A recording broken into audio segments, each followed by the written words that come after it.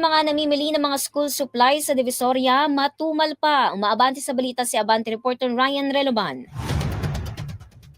Matumal pa rin ang bentahan ng mga school supplies dito sa Divisoria sa lungsod ng Maynila. Ayon sa mga tindera na kapanayam ng Abante Radyo, hindi pa nila ramdam ang dagsa ng mga tao ilang araw bago ang pasikan sa June 16. Anila pa isa-isa ang dating ng mga mamimili pero normal pa naman daw ito dahil medyo matagal pa naman kasi ang pasukan. Sa pag-iikot at pagtatanong naman natin patungkol sa mga presyo, ang notebook na 10 piraso ay naglalaro sa 120 hanggang 140 pesos.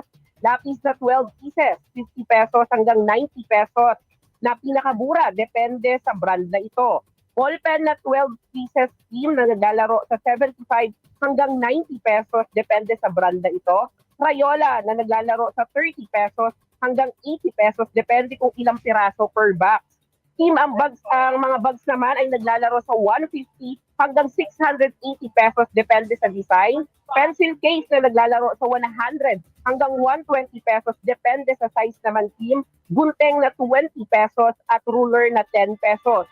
Sa uniform naman team para sa mga mamimili, ang presyo dito sa Divisoria na ang panglalaki at pangbabae ay naglalaro sa 150 hanggang 250 pesos. Depende sa size. Ang medyas naman team na 3 pares na ay 50 pesos. Ayon sa mga nagtitinda team, hindi na sila magtataas ng presyo hanggang magsimula ang pasukan. Inaasahan naman nila na dadagsa ang mga mamimili dito sa Divisoria sa mga susunod na linggo. Ang sitwasyon dito team, maayos naman, may mga nakakalat din na mga kapulisan dito sa Divisoria. Yan munang update. Ako si Ryan Reloban ng Abante Radyo. Ito ang balitang mabilis, mabangis at walang mintis.